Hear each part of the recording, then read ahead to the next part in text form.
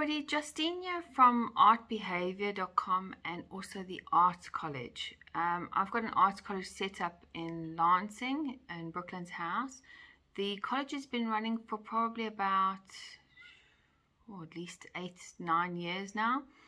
And I'm posting this video here because it's just been interesting to see how so many people are going through so many experiences and kind of freaking out.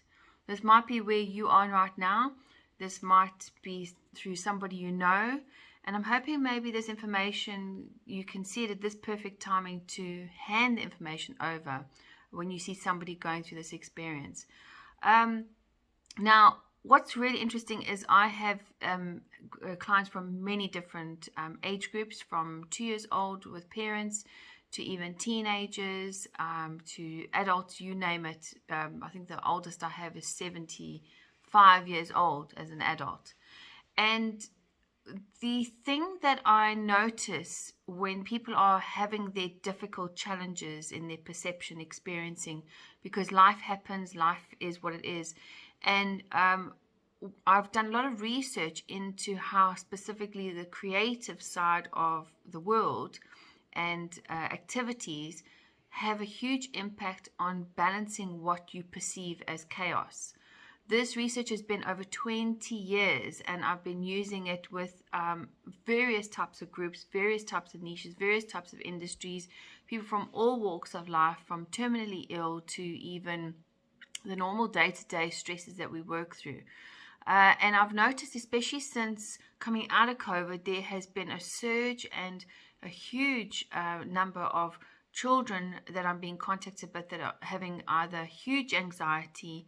Some adults are even becoming overwhelmed with their change in their life direction, where they're going, they're re-asking their questions themselves. And the first thing that I notice is when anybody's going through so let me start with parents first. So parents start panicking, going into a flat panic, and then go, there's chaos happening at the moment around my child, therefore I'm going to stop everything, and you go into a flight and fight moment. And the thing is, I'm having this discussion with so many parents. You know, we've come out of a certain experience where you've been at home, and then pressures are changing, challenges are growing, and we're not actually giving children's brain space, even adults time, to have that breather, because we went from whatever we were doing in COVID to coming out. So everything was a certain way, and then it was changed immediately, and we were meant to just all get on, or carry on how we are doing. And with that happening, obviously the children had just as much of an impact. And what I found is I've either had parents go, oh, my child's terrible at maths, they're terrible at science, they're not learning school, they are absolutely terrible at this or that subject. And then they go bang, and they stop any form of creative activity.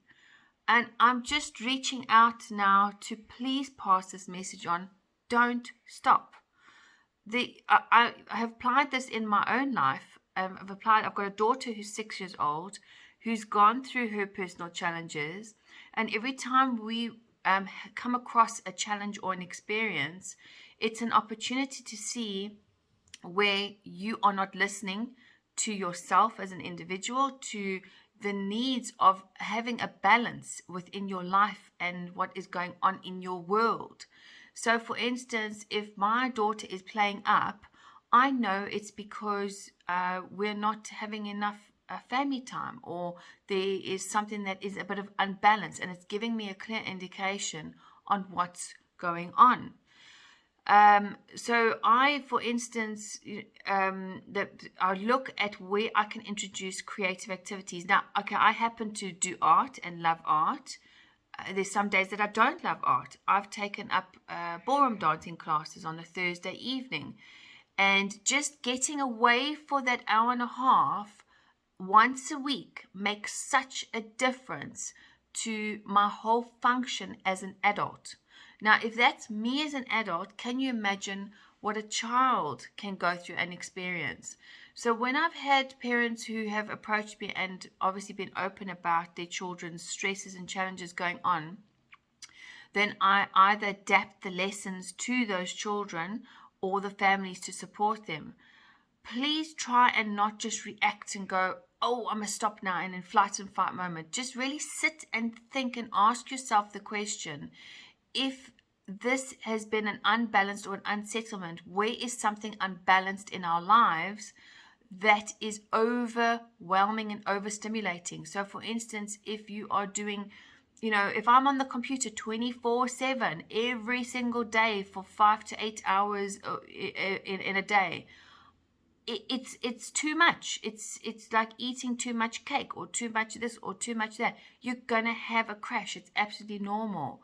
So look at this as an opportunity rather than looking at it as a bad thing, and ask yourself what is out of balance.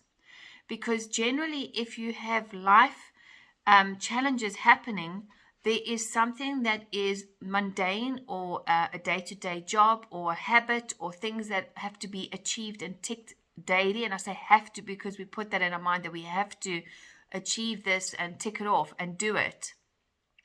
And then ask yourself, where am I actually getting that time out? Where is my brain? Chemical-wise and scientifically, our brains cannot continue to hold certain amount of overstimulation without having a reaction to that. There's going to be a reaction response to something you keep doing over and over and over. So same with children. What could you, if they are shutting down, they're shutting away, it's because it's a sign that something is overwhelming and is happening. And instead of cutting out the things that they love to do or have in some way had some form of creative expression somewhere, instead of cutting those areas out, start reducing the other areas that are the mundane everyday tasks. Cut down the televisions, cut down the connections on the social medias, all those areas, and rather everyone put their phones away and do something together. As an example, I even set up baking once a month with my daughter, or once a week, sorry. We're doing baking now because she gets to crack eggs, smash, mix dough, all those things. It's something really small, but it makes a huge difference. I even take the dogs for a 10-minute walk. Where can you go for a 10-minute walk? With my daughter, we even sit down. I say, what do you want to do that we can just sit down together and do? And she says, well, let's build a fairy house. Whatever it is, put paint on my hand and put a handprint down. It doesn't matter. The point is, where are you introducing that brain space and time that is creative and not a task to complete for the day or for your life or your routine? Where can you throw that in? And like I said, I only do once a week, an hour and a half, and it makes such a difference. The adults who come to me, who come for once a week for an hour and a half as well, they say the same thing. At the time, it might be difficult to get out because you are feeling not motivated. If you're not feeling motivated, it's because you're overwhelmed from everything that's happened.